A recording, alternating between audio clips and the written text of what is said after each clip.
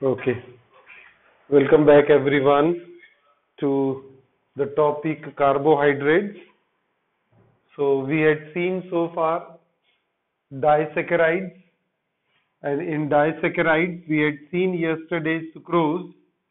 Sucrose is a disaccharide having molecular formula C12H22O11, and it is it is a combination of. That means on hydrolysis, sucrose gives glucose and fructose. And we had seen the structure of sucrose molecule where one glucose moiety and one fructose moiety, they are connected through 1,2 glycosidic linkage. 1,2 glycosidic linkage, that is the connecting bond between glucose moiety and fructose moiety, and this is a non-reducing sugar, sucrose.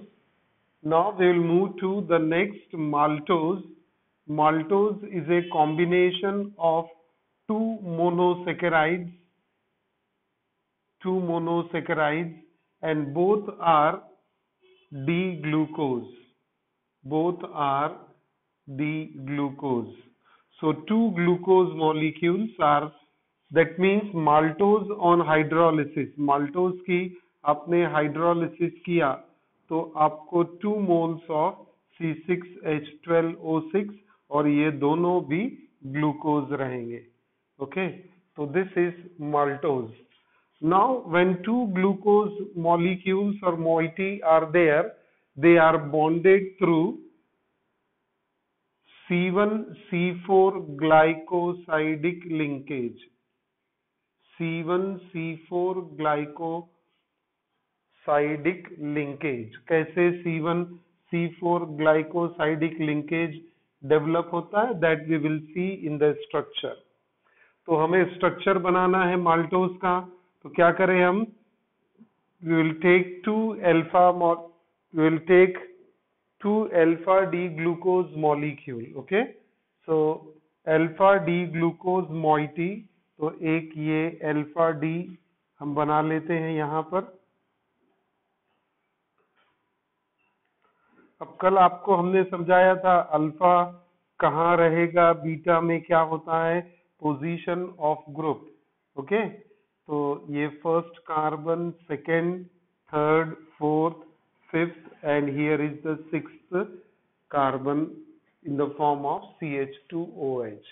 ये एक group आ गया. ऐसे second group भी बना लेते हैं हम glucose का और उनको कनेक्ट करेंगे फिर. तो ये देखिए ग्लाइकोसाइडिक लिंकेज डेवलप करने के लिए 1, 2, 3, 4, 5 एंड 6. सो ये है अल्फा डी ग्लूकोज और ये भी रहेगा अल्फा डी ग्लूकोज. 1,4 ये वाला लिंकेज यहाँ पर रहेगा. अल्फा में OH कहाँ पर आता है? फर्स्ट कार्बन में डाउन, सेकेंड में डाउन, थर्ड में अप, फोर्थ में down. Rest valency filled by H. देखिए कैसे याद हो गया, हमने प्रैक्टिस किया और थोड़ा से सिस्टमेटिक तरीके से प्रैक्टिस किया तो अपने आप याद हो गया. तो OH डाउन हो गया. सेकेंड मॉलिक्यूल है, दिस इज ऑल्सो अल्फा, तो यहाँ फिर से OH group, first carbon down, second carbon down, third carbon OH group up, fourth carbon OH group down, and fifth carbon is bonded to the other. तो देखिए अब linkage कैसे develop होगा. Please focus here. This is C1 of first alpha D glucose and this is C4 of second alpha D glucose. So C4, C1, C4, C4 of second, C1 of first. तो linkage कैसा develop होगा? C1 C4 में यहाँ से एक water molecule remove कीजिए, दो OH OH हैं, तो one OH from this side, one OH from this side will be removed as a water molecule.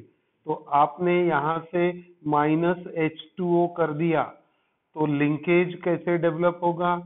अब जैसे यहाँ हम समझने के लिए ये OH यहाँ से रिमूव हो गया, करेक्ट है, OH रिमूव हो गया इस तरह से, H2O, OH and H in the form of H2O. बचा क्या? ये oxygen, and this oxygen will be the glycosidic linkage. और ये कौन से कार्बन के बीच में है? C1 of first and C4 of second alpha D glucose. तो ये glycosidic linkage आ गया after the removal of water molecule. तो ये स्ट्रक्चर बना आपका माल्टोज का, where two alpha D glucomolecules are connected through C1-C4 glycosidic linkage.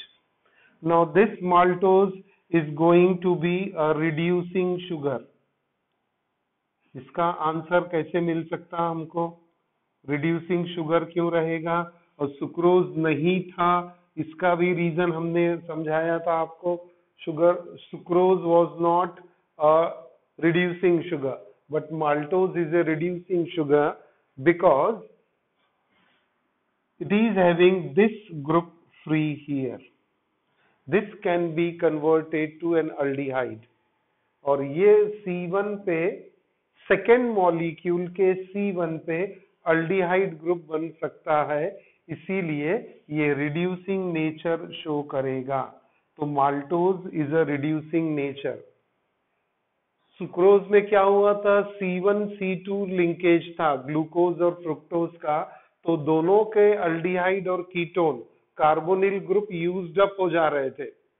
यहाँ पर अल्डिहाइड किसका? सिर्फ फर्स्ट वाले ग्लूकोज का यूज्ड अप हो रहा है, सेकेंड वाले का यहाँ फर्स्ट पोजीशन पे वैसे ही है. So this can act as an aldehyde group and therefore maltose is a reducing sugar. तो ये हो गया हमारा second disaccharide. Now we'll move to the third disaccharide, that is lactose. It is obtained from milk sugar, है ना? It is to be called as milk sugar, lactose. और lactose, this is a combination, that means lactose on hydrolysis. अब इसका formula तो हमको पता ही है, सभी का कॉमन है, C12H22O11. On hydrolysis, it gives one molecule of galactose and another of glucose. So it gives glucose and galactose as the. अब ये जो ग्लूकोज और गैलेक्टोज है, ये बीटा डी गैलेक्टोज मिलेगा हमको. Will get here beta D galactose.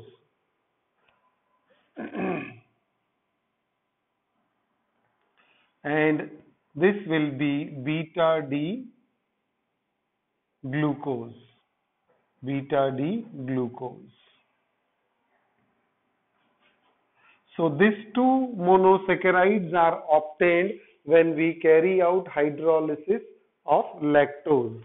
So lactose, it is a disaccharide present in milk to be called as milk sugar. It is formed by the combination of these two monosaccharides. One is galactose, another is glucose, and both have orientation on the beta side. तो beta side क्या है ये भी देख लेंगे. और इसमें फिर से लिंकेज जो मिलेगा हमको वो C1-C4 ग्लाइकोसाइडिक लिंकेज मिलेगा. C1-C4 glycosidic linkage. C1-C4 glycosidic linkage. But C1-C4 beta glycosidic linkage ऐसा हम याद रख लेंगे, क्योंकि यहाँ दोनों मोनोमर बीटा ओरिएंटेशन दिखा रहे हैं. तो याद ही वैसे रखना, ये C1-C2 है ना, ये दोनों अल्फा के लिए, सॉरी C1-C4 अल्फा के लिए. यहाँ पर C1-C4 same C1-C4 but beta के लिए है। तो बीटा आ जाने से अब C1C4 लिंकेज कैसे मिलेगा, that we will see. So galactose on hydrolysis gives two monomer, one is galactose, another is glucose। तो पहले गैलेक्टोज के लिए हम बेसिक स्ट्रक्चर तो ड्रॉ कर ले, C1 C2 C3 C4 C5, alpha D galactose, alpha D galactose. अब इसी को कंबाइन करना है हमें, I am sorry, beta D galactose and another is also beta D glucose।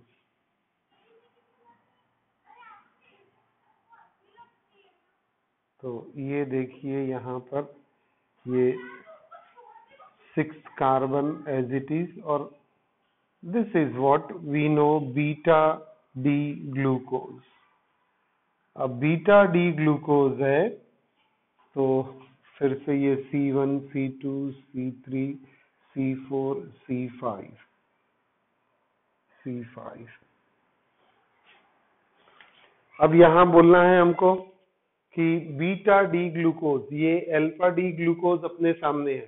Alpha में OH फर्स्ट कार्बन का कहा गया था नीचे, तो इसमें कहा जाएगा ऊपर OH।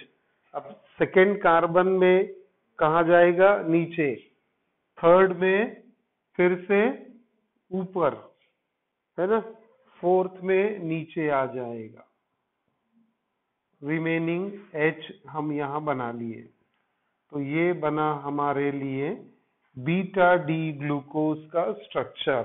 डिफरेंस समझ में आ रहा है हमको, अल्फा और बीटा में डिफरेंस समझ में आ रहा है। अब गैलेक्टोज को ड्रॉ करने का है, तो गैलेक्टोज में क्या देखते हैं हम कि इसमें OH जो है ये अप रहेगा फर्स्ट कार्बन में, सेकंड में फिर से डाउन आ जाएगा, थर्ड में फिर से अप रहेगा, और फोर्थ को चेक कीजिए आप अच्छे से, है ना। तो फोर्थ कार्बन ये स्ट्रक्चर में चेंज क्या है, that is to be noted down. Galactose में OH फिर से ऊपर चला गया। तो ये है beta D galactose and beta D glucose.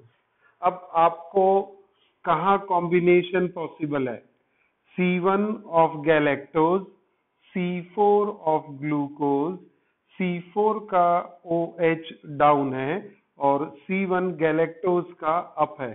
तो ये दोनों यहां से एक वाटर मॉलिक्यूल निकाल देंगे, है ना। ये OH और ये OH will get removed as a water molecule and get bonded through a glycosidic linkage। तो ये इस तरह से ग्लाइकोसाइडिक बना। ये क्या रिप्रेजेंट कर रहा है, ये नोडल पॉइंट और ये नोडल पॉइंट कि OH गैलेक्टोज में अप था और ग्लूकोज में डाउन था, इसीलिए ये लिंकेज ऐसा मिला आपको जिगजैग। जब दोनों डाउन रहेंगे या दोनों अप रहेंगे तो एक ही साइड में रहेगा, जो हमको माल्टोज में मिला। तो that is the difference between lactose and maltose. C1 C4 है माल्टोज में, C1 C4 है लैक्टोज में, but it is beta C1 C4 glycosidic linkage, ऐसा याद रखेंगे। और यहाँ तो अल्फा ही है, तो alpha glycosidic linkage. So this is the structure of lactose. Now once again comes, lactose is reducing or non-reducing sugar। क्या होगा निहारिका जी, अनामिका जी? रिड्यूसिंग रहेगा। क्यों रहेगा reducing?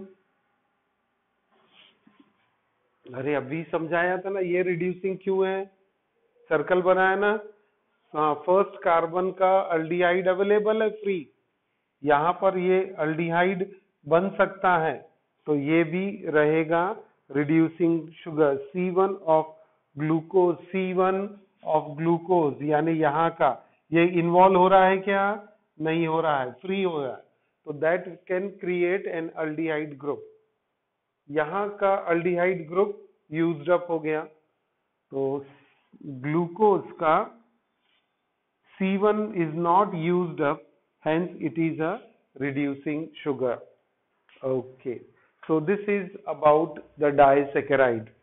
Next thing comes is polysaccharide, but due to this change of syllabus, polysaccharide is not included in your syllabus, so we can skip polysaccharides and we will now move to proteins.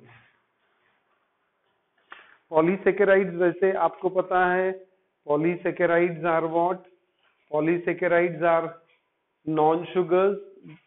Just एक दो sentence polysaccharide के, polysaccharides are non sugars and they have a long chain of monosaccharide, that means polysaccharide on hydrolysis gives large number of monosaccharides, और उनका general formula क्या दिखेगा अपने को, C5H10O, C6H10O5, C6H10O5 n times, है ना।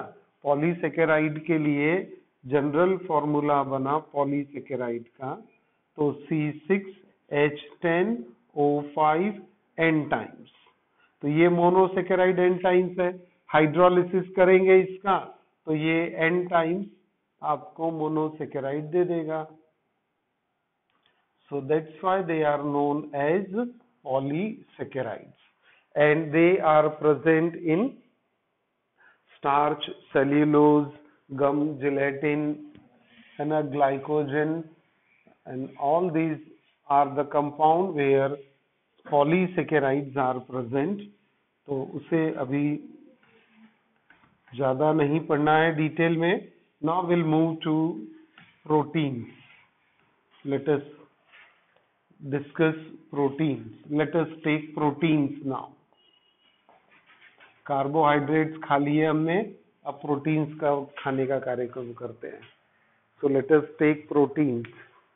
Proteins, very important, very important constituents in our required in our body, and for all the animals, fundamental structure material of all the animal, fundamental structural material, यानी क्या मतलब हो गया, fundamental structural material, है ना। हमारे बॉडी में muscles होती हैं, और वो मसल्स में प्रोटीन्स अगर रहेगा तो मसल्स में स्ट्रेंथ होती है, अदरवाइज मसल्स वीक हो जाती है। तो स्ट्रक्चरल, वैसे ही प्लांट्स में भी देखते हैं प्रोटीन्स आज present as a structural material. बोलते हैं ना कि कुछ प्रोटीन खाइए आप, तो प्रोटीन आपको वेजिटेरियन डाइट में भी मिलेगा, नॉन वेजिटेरियन डाइट में भी मिलेगा। So it is present in, आपको जो पता है वो बोलते जाएंगे। मिल्क में रहेगा प्रोटीन, और काय में रहेगा, सीरियल्स जो खाते हैं हम, गेहूं दाल चावल जो है, दैट इज हैविंग प्रोटीन। और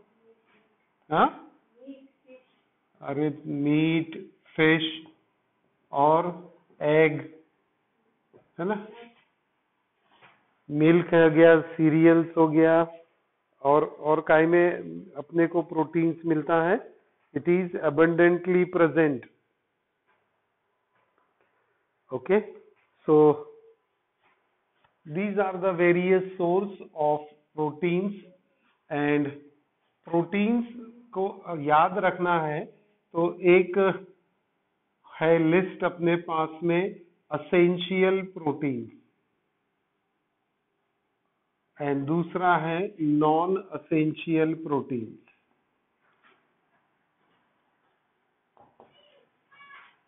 अब इसमें असेंशियल कौन से और नॉन असेंशियल कौन से, जो हमारी बॉडी में सिंथेसाइज हो जाते हैं, दोज कैन बी सिंथेसाइज, है ना। जिसकी सिंथेसिस हो जाती है वो नॉन असेंशियल है, और जो असेंशियल है we have to take it in our diet. हमारे डाइट में ये असेंशियल जो है 20 प्रोटीन्स हैं, 20 essential proteins, they they are through our diet we get, है ना। तो इसीलिए हमारे डाइट में प्रोटीन्स बहुत इंपॉर्टेंट रोल प्ले करता है ना।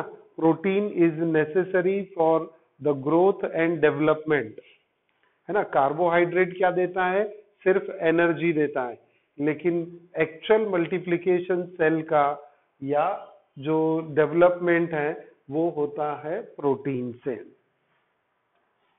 नाउ प्रोटीन्स के और क्या क्या कैरेक्टरिस्टिक्स अपने को पता है। Proteins they are long chain, high molecular wait,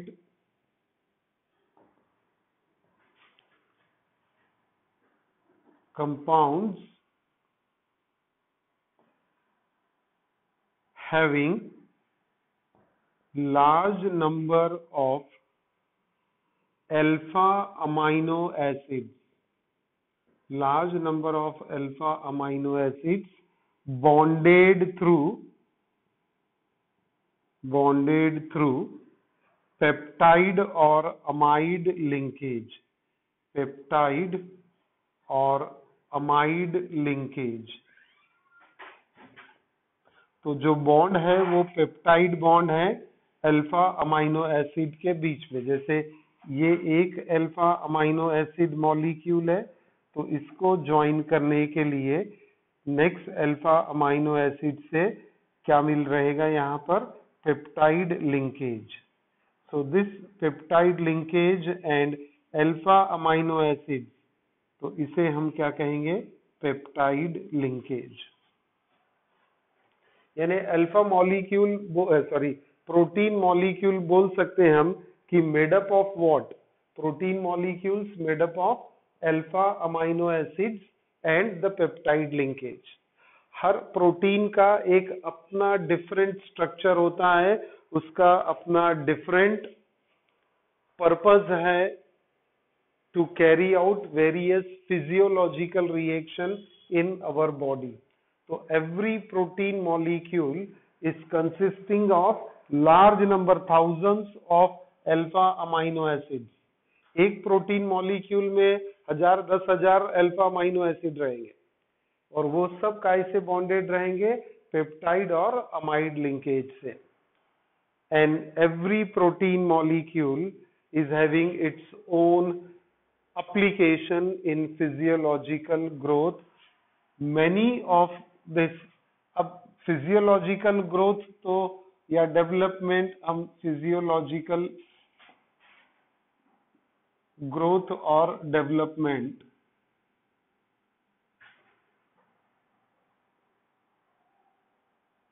for this protein is highly important.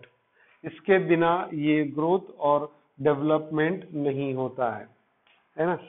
आप देखते हैं कि जो जिम में जाते हैं वो प्रोटीन पाउडर खा के अपनी मसल्स को स्ट्रांगली बिल्ड कर लेते हैं।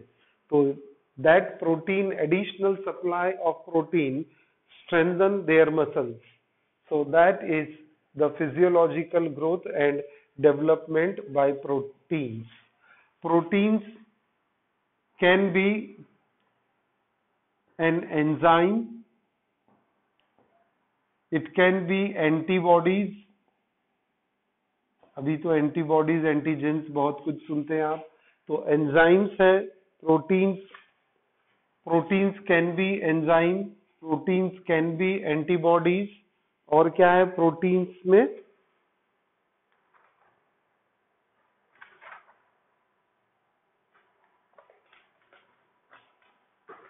Proteins present in nucleic acid, nucleic acid यानी डीएनए आरएनए, वहां भी प्रोटीन्स की जरूरत रहेगी, उसके बिना काम नहीं होगा DNA RNA.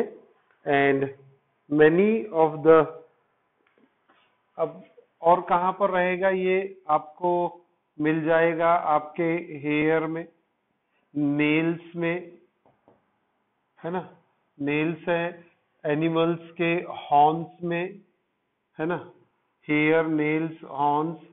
Silk is a form of protein, है ना, जो सिल्क वर्म से बनता है वो सिल्क भी प्रोटीन नेचर का होता है। तो hair, nails, horns, silk are all made up of proteins. Myosin, जो अभी मैंने मसल्स की बात की थी आपसे, myosin is protein of muscles. This is a protein of muscles.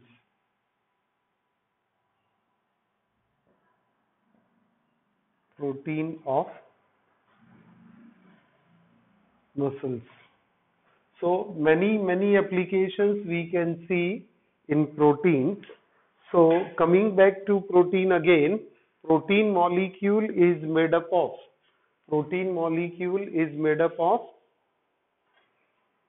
large number of alpha amino acids which are bonded through peptide linkage. Now we will move to see what do we mean by alpha amino acids.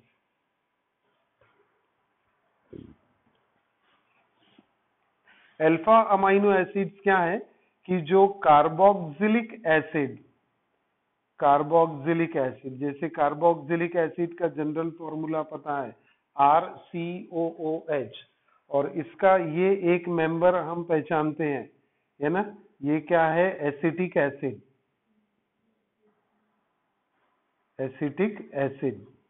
CH3COOH। अब इसमें the carbon which is directly bonded to functional group is termed as alpha carbon, और ये तीन इसके alpha hydrogen है। अब इसमें से एक हाइड्रोजन को आप रिप्लेस कर दो, remove one hydrogen bye amino group यानी NH2 ग्रुप, तो आपको मिलेगा अल्फा अमाइनो एसिड। देखिए मिल गया alpha amino acid.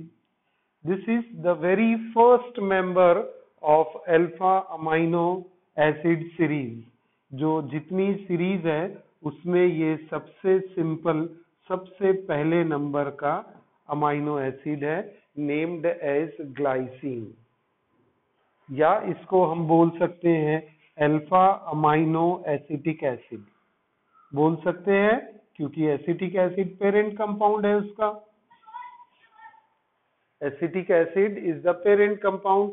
Acetic acid में क्या किया, one alpha hydrogen is replaced by amino group, so we can call it as alpha amino acetic acid and the common name is glycine. Now alpha amino acid nomenclature से समझता है कि amino group भी है और acid group भी है। तो ये स्ट्रक्चर ग्लाइसिन का देखिए आप, इसमें है कि अपने पास अमाइनो ग्रुप भी है और एसिड ग्रुप भी है। This is amino part, this is acid part.